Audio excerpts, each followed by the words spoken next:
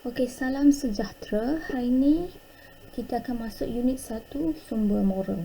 Okey, sebelum itu salam perkenalan. Saya Cikgu Fisha yang akan mengajar kamu pendidikan moral tingkatan 2. Baik. Sebelum itu, Cikgu mahu kamu lihat gambar ini dan boleh komen di bawah apa yang kamu tahu tentang balai gapu. Okey, salah satu adat dalam masyarakat India. Okay. Unit 1 merupakan tajuk sumber moral. Itu sumber moral adalah bahan rujukan yang menjadi panduan dalam pembentukan peribadi diri, tingkah laku individu. Sumber-sumber ini menerangkan nilai murni yang perlu dipupuk dan dihayati dan dipraktikkan dalam kehidupan manusia. Jadi ada 4 sumber moral, iaitu agama, kepercayaan, norma masyarakat dan rukun negara. Di bawah agama terdapat beberapa kitab yang boleh dirujuk sebagai panduan untuk membentuk peribadi diri. Yang seterusnya membentuk tingkah laku individu. Mari lihat antara kitab-kitab agama yang kita boleh jadikan panduan mengikut pengamalnya. Okay, agama Islam kita ada Al-Quran. Bagi penganut Kristian kita ada Holy Bible. Penganut Hindu kita ada Bhagavad Gita. Bagi penganut Buddha yang mengamal Buddha, mereka merujuk Tripitaka. Dan agama Sikh merujuk Sri Guru Granth Sahib. Okay, apa seterusnya sumber moral ni? Semua sumber moral melalui kitab-kitab agama adalah menuntut penganutnya membuat baik kepada semua makhluk di dunia ini. Bila cikgu kata makhluk, bukan sahaja antara manusia, tapi juga pada haiwan, serangga dan tumbuh-tumbuhan. Melalui pendidikan sumber moral, kita lihat dalam Al-Quran, ini merujuk surah Al-Nahl ayat juzuk 16 ayat 90 yang mengatakan bahawa semua manusia perlu berakur adil dan membuat kebaikan serta memberi bantuan terutamanya kepada kaum kerabat. Kaum kerabat di sini adalah ahli keluarga dan melarang daripada melakukan perbuatan-perbuatan keji. Sebenarnya kita lihat dalam Bible pula. Kalau kita dalam kitab Bible Luke 14 ayat 13 hingga 14 menyatakan apabila kita mengadakan jamuan, kita jemputlah orang-orang yang miskin, yang lapar, yang tak larat, yang tak boleh berjalan. Maknanya orang yang fakir, yang fakir maknanya yang miskin lah. Yang miskin yang mana yang ada kesusahan, supaya walaupun dia tak dapat membalas baik kebaikan kamu akan dibayar pada hari pembalasan. Bagi Dharma, dalam ini adalah kitab Tripitaka, iaitu pemikiran manusia suka diawasi dan akan sentiasa mengembara suka hati. Maknanya kita ada kita boleh, bila kita berfikir tu, kita boleh sampai berfikir yang luar daripada apa yang kita nampak. Kita boleh bayangkan. Oleh itu, bila seorang yang bijaksana, dia akan sedar bahawanya ada pemikiran yang baik dan ada pemikiran yang tidak baik. Seringkali kita berfikir perkara-perkara buruk ataupun berfikir perkara-perkara yang tak baik, dan jikanya dia seorang yang bijaksana, dia akan fikir yang baik. Okey, seterusnya dalam kitab Bhagavad Gita bagi penganut Hindu, dia ada cakap dalam Bhagavad Gita bab 2 ayat 47 yang menyatakan peranan setiap manusia setiap manusia tu pada tanggungjawab, dan kita perlu laksanakan tanggungjawab tanpa mengharapkan balasan. Okey, setiap anda mempunyai hak untuk melaksanakan tugas yang ditetapkan, tapi tidak berhak untuk mendapatkan tugasan. Tidak mendapatkan hasil tugasan. Maknanya kita tak mengharapkan balasan. Jadi kalau cikgu minta kamu tolong bersihkan kelas misalnya. Jadi kamu tidak mengharapkan apa-apa balasan daripada cikgu. Seperti tak minta wang. Contohnya di rumah. Kamu tidak, bila kamu bantu ibu bapa kamu, jadi kamu tidak mengharapkan balasan daripada ibu bapa kamu. Macam itulah. Dan tanggungjawab ini adalah sebagai satu ibadah. Okey, bagi penganut Sting, kitab Sri Guru Kata Sahib cakap seorang Sing berjuang untuk mendekatkan diri dengan pencipta dan mengamalkan nilai-nilai bumi, secara mencari nafkah secara jujur dan berkhidmat demi kemanusiaan supaya dapat meninggalkan bumi ini sebagai satu tempat yang lebih baik daripada yang diwarisinya dahulu. Maksudnya kalau penganut Sting, dia akan cuba mendekatkan dengan penciptanya. Jadi nak mendekatkan ciptanya, dia kena berbuat baik. Jadi bila dia buat baik dengan orang lain, sebenarnya bersikap terima kasih, dan orang pun bersikap terima kasih dengan orang lain. Jadi satu komuniti tu mengamalkan nilai murni yang seperti berterima kasih. Cuma dia bagi buah, dia tanam pokok rambutan misalnya. Jadi dia bagi buah pokok rambutan tu, dia berterima kasih kepada tanah kena menyuburkan pokok dia. Jadi dia bagi buah pula kepada rakan, kepada jiran dia.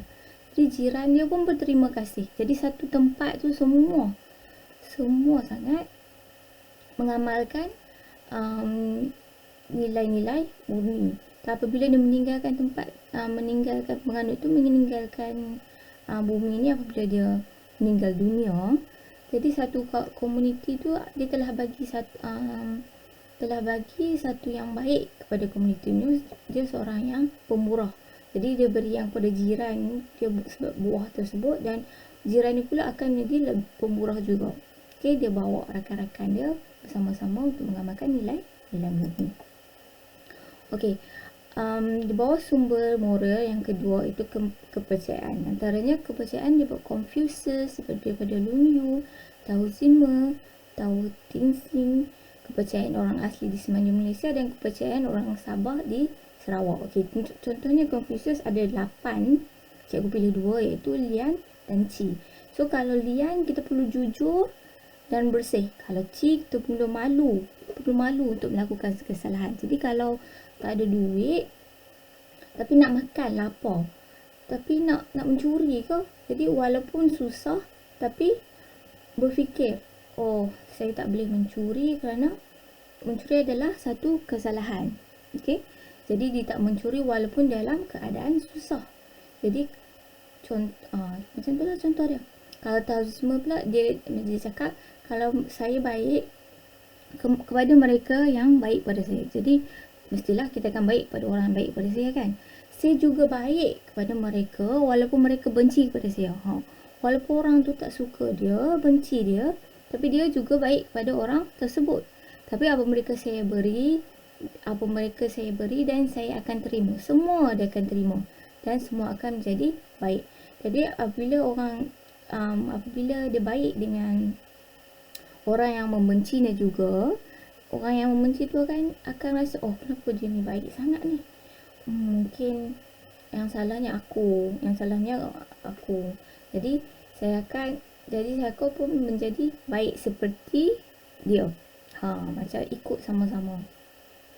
Okey, adat resam dan pantang larang. Okey, ini salah contoh kepercayaan orang asli. Contoh adat resam dan pantang larang kaum Melanau. Kalau wanita mengandung, tak boleh makan pucuk paku ketika mengandung. Mungkin sebab tak nak jadi susu badan dia menjadi masam. Mungkin ada satu reaksi kimia antara pucuk paku dengan susu, ataupun ada racun dalam pucuk paku tu menyebabkan susu tu tak elok diminum. Susu badan yang orang mengandung makan pucuk paku tu tak elok diminum. Contohlah. Pasal bila antaranya yang lain, pantang larang wanita mengandung kaum Melanau dilarang makan haiwan buruan yang dibunuh di dalam hutan kerana anak di dalam kandungan akan meluncur seluruh badan. Ni mungkin ada ada kaitannya dengan karma. Apabila kita bunuh haiwan lain, mungkin kita pun terkena. Okey. Tadi ada pertama, sumber moral pertama adalah agama melalui kitab-kitab. Sumber moral kedua adalah melalui kepercayaan dan kita lihat sumber moral ketiga. Okey, sumber moral ketiga adalah rukun negara. Okey. Rukun negara merupakan panduan moral bagi seluruh rakyat Malaysia. Tadi kita tengok kepercayaan dan agama ni mungkin berbeza-beza, tak ada sama. Mungkin masyarakat India dia guna kitab Bhagavad Gita. Masyarakat China yang menganut Kristian menggunakan Holy Bible. Tapi kalau rukun negara, seluruh rakyat Malaysia akan menggunakan rukun negara sebagai panduan. Kita lihat rukun negara, kepercayaan kepada Tuhan, kesetiaan kepada raja dan negara, keluhuran perlembagaan, kedaulatan undang-undang, kesopanan dan kesusilaan. Jadi apabila kita tengok apa objektifnya rukun negara ni. Rukun negara ini untuk mencapai perpaduan yang lebih erat dalam masyarakat. Jadi bila kita percaya kepada Tuhan tu, Tuhan selalu memberi kitab-kitab agama ni memberi perkara-perkara yang baik. Jadi bila sama-sama menjalankan cara hidup yang bernilai murni, jadi perpaduan antara masyarakat tu selalunya akan lebih erat kerana nilai-nilai tersebut lebih kurang sama saja. Macam nilai berterima kasih, nilai kasih sayang ada dalam Confucius, nilai kasih sayang ada dalam masyarakat. Semua masyarakat ada nilai kasih sayang. Okey, memeliharakan satu cara hidup demokratik supaya kita boleh memilih, kita boleh bersuara dengan berhemah. Okey, menciptakan satu masyarakat yang adil di mana kemakmuran negara dapat dinikmati bersama secara adil dan saksama. Semua orang boleh mengundi, jadi boleh memilih. Okey, semua membentuk satu sikap yang liberal terhadap tradisi, kebudayaan dan kekayaan berbagai-bagai corak. Kita lihat bahawa Malaysia ni bukan saja satu kaum. Kita ada banyak kaum, bukan dekat 3 saja. Kita ada etnik-etnik di Sabah Sarawak sana yang lagi berbagai. Okey. Jadi kita apabila adanya satu rukun negara ni yang panduan dia semua sama. Semua rakyat Malaysia pakai rukun negara. Jadi dia akan mewujudkan satu sikap yang liberal dan semua rakyat mudah terima. Kalau Taipusam, okey, Taipusam yang mengandung Taipusam perlu cuti dan apa acara-acara Taipusam, okey, dia akan guna jalan di kuil-kuil biasanya. Okey, jadi mungkin saya boleh menggunakan kenderaan yang kecil pada hari itu. Mungkin saya boleh naik motor. Kalau naik kereta sesak. Jadi kalau boleh naik motor, kurangkan sesakan lalu lintas. Ataupun saya guna bas pada waktu Taipusam supaya sebagai ruang kepada penganut-penganut Taipusam menjalankan amalan yang dianutinya. Okey, mungkin pada hari raya Cina. Okey, hari raya Cina, hari raya Cina kita sambut sama-sama macam hari ni, macam yang nak datang, hari Cina yang akan datang ni. Tengok kalau kita lihat bukan saja masyarakat Cina, masyarakat Melayu, India juga membeli buah limau mandarin tersebut.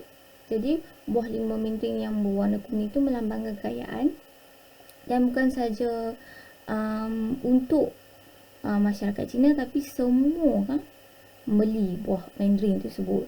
Okey, kadang-kadang masyarakat lain pun menerima daripada rakan kita yang menyambut tahun baru Cina kan. Jadi itu kita boleh membentuk satu sikap yang liberal terhadap tradisi dan budaya ramai masyarakat. Okey, pelbagai masyarakat. Jadi seterusnya semua ini akan membina sebuah masyarakat yang progresif. Okey, progresif tu maknanya makin maju. Bila kita maju, kita apa maksud maju?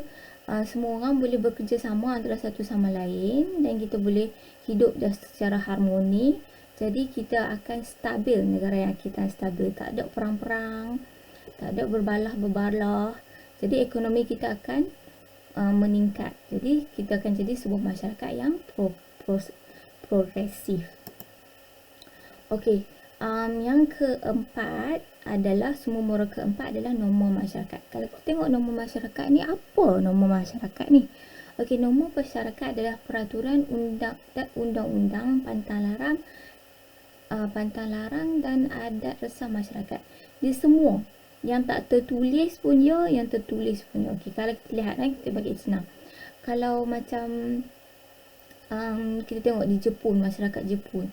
Okey, kalau dia nak kalau kita nak bertegur siapa tu, kita salam. Okey, masyarakat Melayu salam. Kalau masyarakat sekarang norma baru kita buat macam ni kan. Okey, kalau di Jepun dia tunduk. Okey, yang tu jadi macam dah norma masyarakat dia perkara biasa. Okey, tunduk macam tu. Kalau tengok masyarakat India, dia sujud kepada orang tua, kepada mak dia, kepada ibunya terutamanya. Okey, masyarakat India tunduk pada ibunya. Kenapa? Kerana dia nak merendahkan ego dia. Dia nak menghargai ibu dia. Okey, contohnya di sekolah ada peraturan rambut pendek, rambut panjang. Okey, peraturan kalau pelajar perempuan rambut panjang kena ikat macam mana. Okey, pelajar lelaki kena potong rambut takat mana. Okey, itu norma di sekolah. Okey, kalau kita memandu pula. Kalau memandu, norma dia kalau memandu peraturan lampu merah berhenti. Okey, lampu kuning bersedia. Okey, bukan jalan terus lagi. Kan lampu hijau, okey, kita teruskan perjalanan. Okey, macam itulah norma masyarakat ni ada perkara yang tertulis maupun tak tertulis. Okey, termasuklah peraturan, undang-undang, pantang larang, adat resah masyarakat. Okey, norma masyarakat Malaysia lah. Okey, kalau kita di luar misalnya kalau jumpa kita beli peniaga-peniaga pasar, selalunya kita bahasakan dengan hello aunty, hello uncle. Begitu, itu dah jadi kita punya norma masyarakat, cara tegur sapa kita. Okey, apa kepentingan sumber-sumber moral ni? Okey, sumber moral ni adalah satu sebagai panduan pada pengamalnya. Panduan pada pengamalnya, contoh kalau dalam kepercayaan dan agama, pengamal setiap agama dan kepercayaan tu berbeza. Jadi tu maksud dia. Agama Islam, penganut Islam. Agama Bible, penganut Kristian. Agama Kristian dia guna Bible lah. Cikgu tu sasul dah. Okey, jadi panduan kepada pengamalnya. Tapi kalau kita sebagai rakyat Malaysia, semua guna satu rukun negara. Jadi kita boleh guna rukun negara tu sebagai satu panduan yang universal bagi semua rakyat Malaysia. Tapi bukan sahaja rukun negara lah, agama dan kepercayaan juga boleh digunakan sebagai panduan. Kenapa? Sebab agama dan kepercayaan ni membawa kepada nilai-nilai baik, tingkah laku yang baik. Okey, apa lagi kepentingan sumber moral ni adalah menyandarkan tanggungjawab individu kepada keluarga, masyarakat dan negara. Selalunya sumber-sumber ni dia beri atur cara, dia bagi cara-cara. Okey, apa perlu buat sebagai seorang individu, apa perlu buat sebagai seorang anak, apa perlu buat sebagai seorang pelajar. Seorang pelajar lah norma peraturan sekolah. Tu panduan sumber moral lah tu.